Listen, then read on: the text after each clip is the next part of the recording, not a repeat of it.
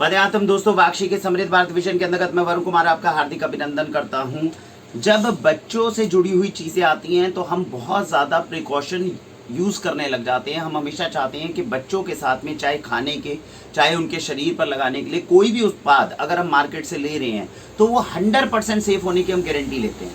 आज से 20-25 साल पहले टीवी के ऊपर विज्ञापन आने शुरू हुए जिसमें कहा गया क्योंकि आपके बच्चे को ज़्यादा सुरक्षा चाहिए इसीलिए घर के अंदर दूध दही से नहलाना या इस प्रकार के कोई भी चीज़ों का उत्पाद करना कम कर दीजिए। ऐसे प्रोडक्ट का इस्तेमाल करिए जो केवल बच्चों के लिए ही बनाए गए हों। और 20-25 साल के बाद में आप न्यूज़पेपर में पढ़ते हैं कि ऐसी बहुत बड़ी रिनाउंड फार्मा कंपनी है जिसपे $3.6 बिलियन का जुर्माना लगा कि जो बच्चों को पिछले 25 साल से वो टेल्कम पाउडर बेच रहे थे। वो टेल्कम पाउडर, अगर इसके बारे में सर्च करना होगा तो थोड़ा आप इंटरनेट पे सर्च करिए, ऐसी कौन सी फार्मा कंपनी है जिसके ऊपर जुर्माना लगा। 9,000 से ज्यादा केसेस उसके ऊपर लगाए गए कि 25 से 30 साल से जो आप हमारे बच्चों के लिए उत्पाद बना रहे हो उनका इस्तेमाल करके ना केवल बच्चों में बल्कि महिलाओं में ओवेरियन कैंसर तक हो गया। आप जानते हैं ये कैंसर के कारण क्या रहे हैं? आज की इस वीडियो में हम समझेंगे कि बच्चों के उत्पादों में पिछले 30 साल से, किसी एक कंपनी की बात नहीं है, जितनी कंपनीज मार्केट में आ रही हैं उनके द्वारा जानबूझकर की गई गलती नहीं, लेकिन एक ये प्रोसेस ऐसा बना दिया गया जिसके माध्यम से हम सब लोगों ने अपने बच्चों को केमिकल्स के एक्सपोजर के लिए बढ़ा दिया। आज की इस वीडियो में हम समझेंगे जब भी बच्चों के लिए कोई उत्पाद लें कम से कम अपनी तरफ से कितना प्रयत्न हम कर सकते हैं कि उन उत्पादों के अंदर से आने वाले केमिकल हमारे बच्चों से दूर रह सकें, हमारे बच्चों तक उन केमिकल्स का एक्सपोजर ना पड़े। तो सबसे पहले शुरू करते हैं। सबसे पहले समझते हैं फंडामेंटल फ्लॉ। देखिए, अगर लॉजिक ही गलत होगा तो उत्पाद कोई अच्छे नहीं आएंगे। कल तक जितने उत्पाद थे वो सारे बुरे, आज के बाद में आने वाले उत्पाद सब अच्छे हो गए, ऐसा कभी नहीं होने वाला। तो पहले तो फंडामेंटली प्रॉब्लम समझिए कि हमारी सोच में क्या है। फंडामेंटल प्रॉब्लम यह है कि हम हर चीज के लिए मार्केट में जाकर उत्पाद खरीदने के इच्छुक हैं, जबकि सिद्धांतिक तौर पर यह गलत है। मैं आपको एग्जांपल देता हूं। बच्चे को जब हमने, छोटा नवजात शिशु है, जब वो नहा चुका है वो सारा दिन उसको खुला रखिए। आप आजकल क्या करते हैं, डायपर्स पहनाने का शौक चढ़ गया है, प्लास्टिक की लाइनिंग से डायपर है, छोटा बच्चा है, वो सांस लेना चाहता है, खुद सांस लेना चाहता है, शरीर को सांस देना चाहता है। पहले जमाने में सोचिए 50-60 साल पहले लंगोट आती थी, हल्की लंगोट बांध कर रखते थे बच्चे, उसके अंदर कोई भी सुसु या किसी भी तरह से पॉटी अगर करते थे बच्चे की लंगोट धोते थे, सूखता था बच्चा, अच्छे से स्किन सूखती थी, फिर दोबारा हल्की लंगोट पहनाते थे। हम लोगों ने गलती क्या करी, हमने उनको डायपर्स पहनाने शुरू करे जरूरत से ज्यादा, जिसके अंदर खुद के अंदर प्लास्टिक की लेयर्स है। सारा दिन आप अगर ये प्लास्टिक की लाइनिंग के खुद डायपर पहन कर देखिए, आपको महसूस होगा कि आपने बच्चे के शरीर के साथ में कितना नुकसान किया है। फिर जब उन बच्चों को समस्या होती है तो मार्केट में जाते हैं और विज्ञापनों को ढूंढते हैं कि कोई हमें एक ऐसा डायपर दे दे जिसमें केमिकल का कंपोनेंट कम है। फंडामेंटल सोच ही गलत है। पहली तो इस सोच को ठीक करिए, डायपर्स का इस्तेमाल करिए लेकिन केवल तब जब आप कहीं पे ट्रेवलिंग कर रहे हो, बहुत शॉर्ट ड्यूरेशन ऑफ टाइम, 1 घंटे 2 घंटे के लिए। इससे ज्यादा अगर आप इस्तेमाल कर रहे हो और फिर मार्केट में हम ढूंढ रहे हैं कि हमें डायपर्स बिल्कुल सेफ मिल जाएं, फंडामेंटल अगर प्रॉब्लम आपकी सोच में रहेगी तो आपके बच्चे को केमिकल एक्सपोजर से नहीं बचाया जा सकता। कपड़े, कॉटन के कपड़े के लंगोट बनाइए, कॉटन के कपड़े के ऊपर के बच्चे के अपर बनाइए, सूती जो सादा कपड़ा होता है बच्चे को उसमें लपेटिए। बच्चे को आडंबर नहीं चाहिए, बच्चे को सुरक्षित चीजें दीजिए, कम चीजें दीजिए, वो उसमें बहुत खुश रहेगा और कम रोएगा। हम आडंबर के चक्कर में हम बच्चे को अपने परेशान करते हैं। दूसरा एग्जाम्पल लीजिए, छोटा बच्चा है, आपने बच्चे को नहलाया, नहलाने के बाद में एक प्रथा पिछले 25-30 सालों से शुरू हुई। ये जो टेल्कम पाउडर, हम जो पाउडर इस्तेमाल करते हैं, ये शुरू से तो नहीं होते थे घरों के अंदर। अब बच्चे को फोल्ड में आपको लगता है कि रैशेस हो सकते हैं, कुछ हो सकते हैं, तो बड़े पूर्वजों ने क्या कहा, कोकोनट ऑयल है, नारियल का तेल लगाओ फोल्ड्स के अंदर, नारियल का तेल लगाओ उसके जेनिटल एरिया के अंदर। कभी नुकसान आज तक हुआ, हजारों सालों से इस्तेमाल हो रहा है, हुआ नहीं हो सकता क्योंकि नारियल तेल कभी कैंसर कर नहीं सकता। हम लोगों ने फंडामेंटली प्रॉब्लम क्या करी, जैसे विज्ञापन आना शुरू हुआ हमने देखा भैया पाउडर छिड़क रहे हैं, हम भी बच्चे पे पाउडर छिड़केंगे। वो पाउडर छिड़कने की वजह से ना केवल बच्चे बल्कि मां तक को कैंसर हुआ और इसी का लॉ सूट जो है उस फार्मा कंपनी के ऊपर $3.6 बिलियन का चल रहा है। अब आप मार्केट में जा रहे हो और अब आप पाउडर ढूंढ रहे हो और इस इच्छा से ढूंढ रहे हो कि ऐसा पाउडर बना दो जिससे कैंसर ना हो। फंडामेंटल जब सोच में गलती होगी तो कल को कोई कंपनी सुरक्षित भी ले आएगी, दावा वो कर सकती है क्लेम के अंदर तो वो कंपनी भी पास हुई थी जिसने 30 साल पहले आपको टेल्कम पाउडर बेचा। अब 30 साल के बाद में जब कैंसर हो गया तो वापस आ जाएगा क्या शरीर? नहीं आएगा, हार जाएंगे। $3.6 बिलियन दे देंगे, आप ही की जेब से तो गए हैं, वो दे देंगे आगे।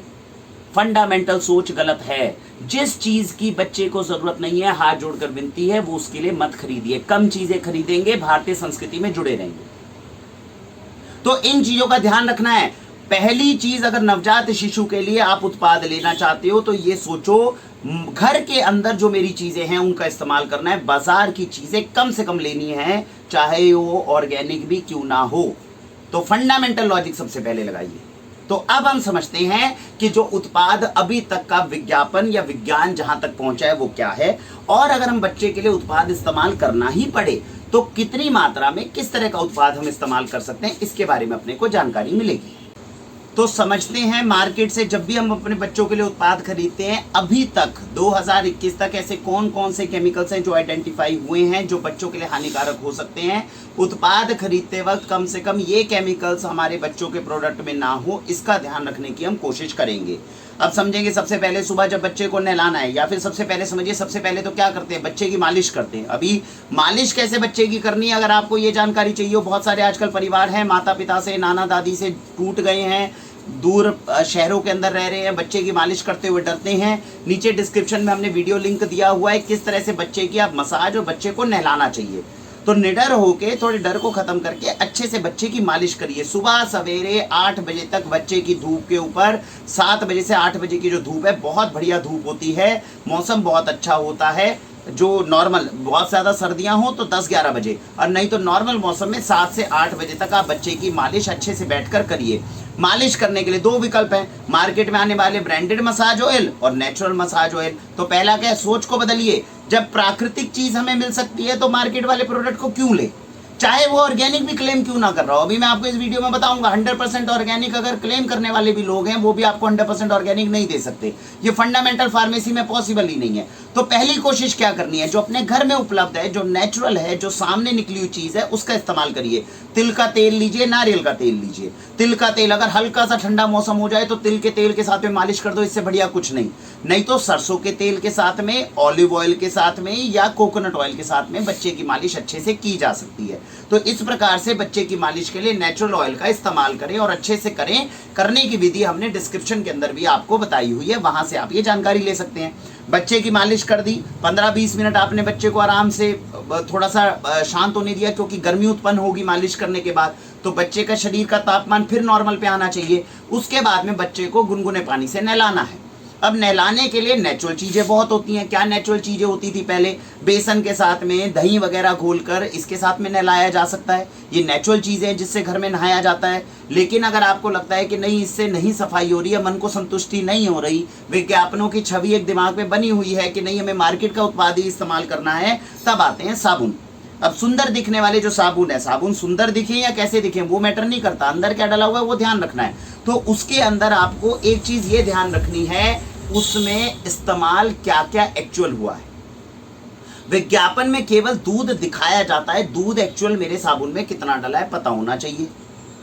जो हमारे पास में ऑयल्स हैं, देखिए साबुन बड़े सिंपल तरीका होता है, एक फैट होता है, इसको सोडियम हाइड्रोक्साइड के साथ में हल्का रिएक्ट करोगे तो साबुन बनना शुरू हो जाएगा। या फिर नेचुरल रीठा वगैरह से साबुन बनते हैं। अभी नेचुरल रीठा के बच्चों के लिए ऐसे साबुन बनकर हमारे पास में नहीं आए हैं, आएंगे तो फ्यूचर में इनको भी प्रमोट किया जाएगा।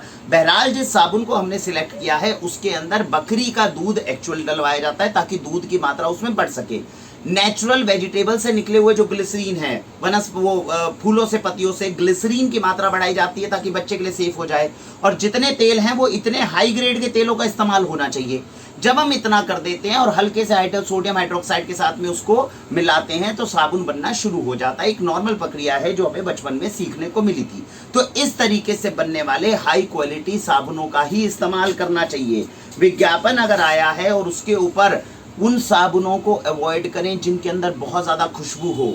खुशबू को चेक करिए। जो कंपनी आपको आर्टिफिशियल फ्रेग्रेंस डालकर दे रही हो, आर्टिफिशियल कलर्स का इस्तेमाल बहुत ज्यादा कर रही हो, वो आपको कभी बच्चे के लिए सुरक्षित साबुन नहीं देगी। तो हमें फ्रेग्रेंसेस को अवॉइड करना है, आर्टिफिशियल बहुत ज्यादा कलर्स डले इसको अवॉइड करना है। और जो साबुन की कंपनी साबुन दे रही है उससे पूछना है, भैया इस साबुन के अंदर तुमने एक्चुअल माल कितना डाला। 100% ऑर्गेनिक नहीं हो सकती हैं चीजें, लेकिन फिर भी कितने % हमारी ऑर्गेनिक हो पाई है, इस चीज का पता करके साबुन का इस्तेमाल करना चाहिए, तो बच्चे के लिए सुरक्षित हुआ। अब बच्चे को आपने साबुन से नहला दिया, साबुन से नहलाते वक्त अब आजकल एक नया कॉन्सेप्ट है टीयर फ्री शैम्पू। तो टीयर फ्री शैम्पू के नाम से जिस चीज को प्रमोट किया गया, आपको ये जानकर हैरानी होगी, गत 10 वर्षों के अंदर टीयर फ्री शैम्पू के अंदर जब रिसर्च की गई, पता करा उसमें लोकल एनेस्थेटिक्स तक कंपनियों ने डाल दिए। लोकल एनेस्थीसिया अगर डलता है लिडोकेन नाम से, नोवोकेन नाम से, ये आप शैम्पू में डाल रहे हो सिर्फ इसलिए कि बच्चे की आंख में अगर जाए तो उसको पता ना चले। ये कहाँ की साइंस और विज्ञापन है? अगर हम अपने शैम्पू को और साबुन को माइल्ड बनाना चाहते हैं, और अगर हम इतना सेफ बनाना चाहते हैं कि आंखों में जाए या ना लगे या इंजेस्ट होके ना बने, तो हमें उसकी क्वालिटी को इम्प्रूव करना है। जैसे मैंने बताया कि साबुन और शैम्पू को बनाने के लिए ज़रूरी नहीं कि आपको NaOH और उसका इस्तेमाल केवल करना पड़े। साबुन का कोकोनट से या रीठा से भी बन सकता है, नारियल से बन सकते हैं बहुत अच्छे शैम्पू क्लिनजर्स, माइल्ड क्लिनजर्स बनते हैं, इतनी हार्ड सफाई नहीं करते लेकिन माइल्ड बनते हैं। वो भी आपके शरीर के अंदर आंखों में अगर जाते हैं तो लगेंगे नहीं, क्योंकि नारियल तेल अगर जाएगा तो कितना लग जाएगा। लेकिन इस तरह के शैम्पू और साबुनों को बनाने की बजाय हम लोगों ने लोकल एनेस्थेटिक को पकड़ना ज़्यादा सेफ समझा। तो अगर जब अब से आप साबुन या शैम्पू लेने जाते हैं मार्केट में और उस पर लिखा होता है टीयर फ्री, तो ये जानना और समझना जरूरी है ये टीयर फ्री हुआ कैसे। क्या इसके अंदर कोई लोकल एनेस्थेटिक तो नहीं मिलाया आपने जिसके कारण टीयर फ्री हो रहा है, इस चीज का पता करना जरूरी है। दूसरी बात, सोडियम लोराइल सल्फेट साबुन के लिए इस्तेमाल होता है, हम सब लोग जानते हैं। तो कोशिश करनी है भैया सोडियम लोराइल सल्फेट का इस्तेमाल मत करो। तो आप जब अब क्लिंजर इस्तेमाल करना है, तो मैंने जैसे बताया अच्छे विकल्प, अब धीरे धीरे साइंस बढ़ रही है, तो रीठा का और नारियल से बने हुए विकल्पों का इस्तेमाल होता है जो माइल्ड क्लिंजर्स का काम कर रहे हैं, उससे बात बन जाएगी। पैराबेन डाला जाता है, प्रिजर्वेटिव्स डाले जाते हैं, तो इन प्रिजर्वेटिव्स की जरूरत को कम किया जा सकता है क्या? और अगर प्रिजर्वेटिव्स है तो नेचुरल प्रिजर्वेटिव्स जो है उनका इस्तेमाल किया जा सकता है क्या? इसके बारे में जरूर सोच रहे हैं। तो हमारे साबुन में या शैम्पू में किसी भी प्रकार से सोडियम लोराइल सल्फेट ना हो, पैराबेन ना हो। अब इस बात का ध्यान रखें, सोडियम लोराइल सल्फेट नहीं है और पैराबेन नहीं है, पता चला इसकी जगह कोई और केमिकल दे दिया, ऐसा नहीं। पूछिए कि सोडियम लोराइल सल्फेट और पैराबेन नहीं है तो क्या चीज डली है, क्योंकि प्रिजर्वेटिव भी चाहिए और साबुन भी चाहिए, तो आपने नेचुरल चीज लेकर कैसे आए? तो आंसर आएगा उसका कि भाई साहब हमने रीठा इस्तेमाल करा है या नारियल का जो है इस तरह से एक्सट्रैक्ट्स को इस्तेमाल करा है, नारियल से जो गूदा है उसको निकाला है, वहां से इस्तेमाल करके माइल्ड क्लिंजर्स को बनाया जा सकता है। एक और चीज है जो साबुन और शैम्पू में इस्तेमाल हुई है पिछले 10-12 सालों में, वो है ट्राइक्लोसैन। इसको एंटीबैक्टीरियल कह के बच्चों के साबुन में डाला गया, ये भी प्योर केमिकल है और कैंसर तक शरीर में कर सकता है। अरे भैया साबुन चाहिए, शैम्पू चाहिए, क्यों तुम उसको एंटीबैक्टीरियल बनाने के चक्कर के अंदर चीज को पॉइजनस बना रहे हो? बच्चे के शरीर की हमने डर्ट को वॉश करना है, उसके लिए कम से कम सेफ प्रोडक्ट चाहिए, हमें इससे ज्यादा आडंबर की आवश्यकता नहीं है। और केमिकल्स का उपयोग जितना ज्यादा करते हैं उसका भुगतान 15-20 साल बाद हमें करना पड़ता है। तो ट्राइक्लोसैन अगर प्रोडक्ट के अंदर है तो बोलना है कंपनी को जरूरत नहीं थी, क्यों डाला आपने खामखा का केमिकल, नहीं चाहिए हमें। इसी बात में अब आप समझेंगे, बहुत बार आपने लड़कियों को देखा होगा जब मेकअप करते हैं तो चेहरा चमक जाता है, क्यों चमक जाता है? उसमें डला होता है सिलिकॉन, 100% केमिकल है। कल को शैम्पू के बाद में बच्चों के जो मॉइस्चराइजिंग लोशन है, आपको जान के हैरानी होगी, इसके अंदर सिलिकॉन को डाल दिया जाता है। अब सिलिकॉन क्या करता है, बच्चे को आपने लोशन लगाया, बच्चे के ऊपर जैसे मेकअप लगाने के बाद लड़कियों के ऊपर जो है चमक आती है, इस प्रकार से बच्चे के ऊपर आपने लोशन लगाया, बच्चे का शरीर चमक गया, आप खुश हो गए, आपने कहा यार ये तो बहुत अच्छा शैम्पू और वो बहुत अच्छा लोशन है, इसको हम लगा रहे हैं तो बच्चे की स्किन तो ग्लो कर रही है। ग्लो नहीं कर रही है, आपके बच्चे के ऊपर आपने आर्टिफिशियल सिलिकॉन की एक लेयर बना दी है। कल को सांस, जो स्किन है वो स्किन में पोर्स होते हैं, छिद्र होते हैं, इससे जो हमारी जो हवा है उससे सांस लेती है स्किन हमारी। ये स्किन जो है ये एक तरह से रेस्पिरेट करती है। आपने उसके ऊपर एक सिलिकॉन की लेयर चढ़ा दी, अब अंदर की जो चीज है वो बाहर नहीं जाएगी और बाहर की चीज अंदर नहीं आएगी। बच्चे की स्किन को आपने ऑब्स्ट्रक्ट किया है और इसका खामियाजा 10-15 साल बाद फिर भुगतना पड़ेगा। तो जब शैम्पू और लोशन कुछ भी हम ऐसा लगा रहे हैं, हमें नहीं चाहिए बहुत ज्यादा चमकीली चीजें। आप केवल ऐसी चीज दीजिए जिससे बच्चे को एक अच्छी जो है, जो हमारा मेन पर्पस है वो सॉल्व हो जाए। कुछ भी अगर बहुत ज्यादा अलग है तो उसकी जांच करनी है कि ये अलग क्यों हो रहा है और उसमें केमिकल्स की मात्रा का उपयोग ना किया जाए। बच्चों के तेलों के अंदर, अब तेल क्या थे, कोकोनट ऑयल था, तिल का तेल था, ये सब इस्तेमाल होने थे। जब हम रिफाइनरी में पेट्रोल निकालते हैं ना तो साथ में निकलता है मिनरल ऑयल। जब गैस बनती है उसमें से, तब साथ में एक बाय प्रोडक्ट होता है मिनरल ऑयल। बच्चों के अंदर ऑयल के अंदर मिनरल ऑयल को प्रमोट किया गया और कहा गया मिनरल ऑयल आप लगाइए। और आज तक कंट्रोवर्सी चल रही है कि मिनरल ऑयल लगाने से, अब सीधी सी बात है, जब हमारे पास, मैं नहीं कहता कि मिनरल ऑयल हमारे शरीर के लिए नुकसानदायक है कि नहीं, क्योंकि अभी तक रिसर्च ही पूरी नहीं हुई। अभी 10 साल बाद आके ये कहेंगे मिनरल ऑयल हमने बच्चों को लगवाया 20 साल में, उससे कोई दिक्कत हो गई। सवाल कॉमन सेंस का ये है, जब प्रकृति ने मुझे नारियल तेल दिया हुआ है, तिल का तेल दिया हुआ है, ऑलिव ऑयल दिया हुआ है, और इससे मेरे बच्चे का काम चल सकता है, तो भाई मैं रिफाइनरी से निकले हुए इन मिनरल ऑयल्स का इस्तेमाल करूं क्यों?